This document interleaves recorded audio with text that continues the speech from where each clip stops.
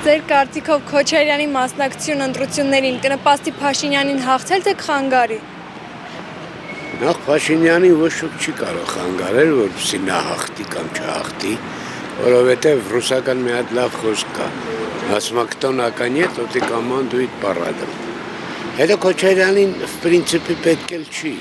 որ քիթը խոթի նման քաղաքական գործունեության մեջ, ինչու։ Փողն ունի, աշխատանքն ունի, տունը ունի, ամեն ինչ նյութապես ապահոված է, նրան պետք է հազիվ ապրծել,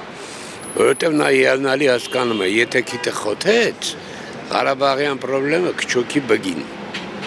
Իսկ Փաշինյանին թքմներեսին ասում է անձրև ա գալի, նրա համար մեկ է, Ղարաբաղ կլինի, Բարաբաղ կլինի, Նարաբաղ կլինի, հասկանում եք։ Դա համար Քոչարյանի մասնակցությունը բացարձակապես ոչ մի դեր չի խաղալ։ Ես մի անգամ էլ եմ ասել, որ ինչպես են տարիներին,